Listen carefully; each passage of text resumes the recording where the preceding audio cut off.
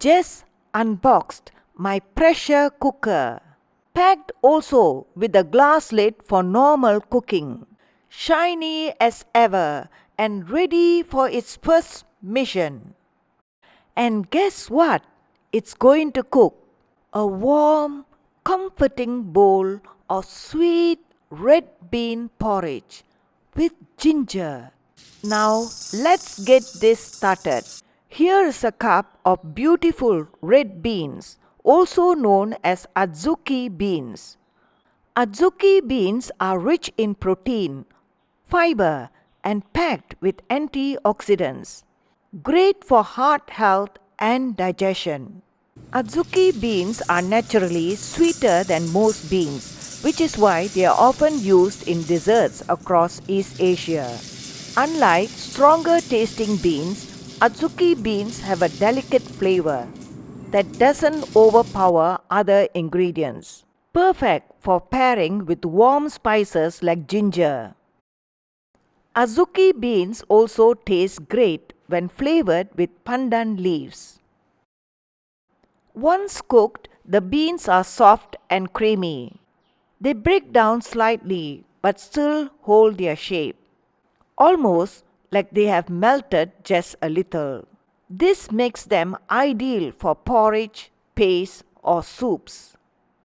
Adzuki beans, when cooked well, the skin becomes tender and the inside turns creamy. You get that smooth, comforting texture in every spoonful. If used in fillings or paste, they develop a gentle, grainy but pleasant mouthful. Now, before we get cooking, there is an important step that makes all the difference: soaking the Adzuki beans. I soaked mine for about 5 to 6 hours, and here's why that matters. Soaking helps the beans cook faster and more evenly, especially when using a pressure cooker. Once the Adzuki beans have had their nice long soak, drain and rinse the beans. Then into the pressure cooker they go. Soaking the beans will make them easier to digest and help reduce compounds that can cause bloating or gas. So our tummy will thank us too. To the soaked beans in the pressure cooker, I have added now 2 cups of water, a teaspoon of salt, and 3 tablespoons of sugar, or according to your preference, with sweetener of your choice. Give everything a good mix. And now for the flavor twist: a few thick slices of fresh ginger. This will add a warm, soothing depth to the porridge. The ginger slices can be easily picked and discarded when serving. Now, close the lid according to instructions. The 2 pointers on the lid and the pot handle should be aligned first. Before locking it in. Once the lid is locked, let the magic happen. The pressure cooker takes about 20 to 25 minutes to give beautiful tender beans, cutting down on cooking time while keeping in all that lovely flavor and nutrition. It took about 5 to 6 whistles for the Adzuki beans to be done. Once the cooker has cooled down and has released all the pressure, the lid can be unlocked. The knob on the lid can be raised to check for any remaining pressure inside the cooker. Once all the pressure has been released, the lid can be opened. And here it is.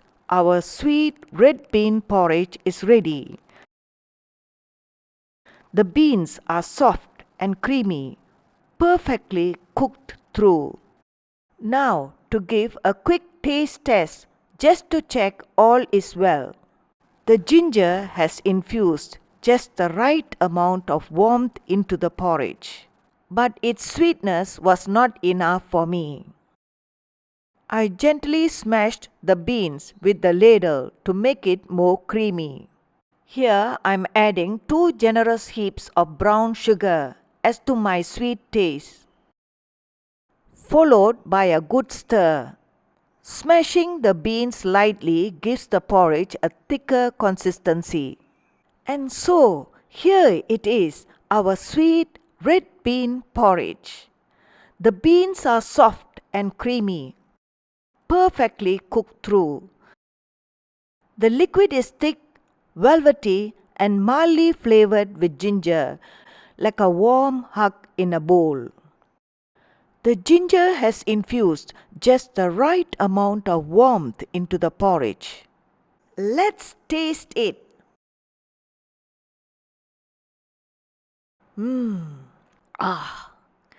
That is so good. The beans have that melt in your mouth softness. The ginger adds a soothing touch, and the sweetness is just right. I think this pressure cooker has earned its place on my countertop. The pros using a pressure cooker. Pressure cookers really take the hassle out of slow cooking.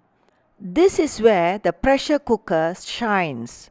It cooks the beans so much faster than stovetop boiling. What normally takes an hour or more, done in about 20 to 25 minutes. Plus, it saves energy and locks in the nutrients and flavors. Cons using pressure cooker. The only thing is that we can't check the taste and texture midway cooking. So, we need to get our timing right. But once that's done, it's smooth sailing. That's all, my friends. Thanks for watching. And if you have enjoyed this video, don't forget to like, comment and subscribe to my channel. Let me know in the comments what should I try next with my pressure cooker.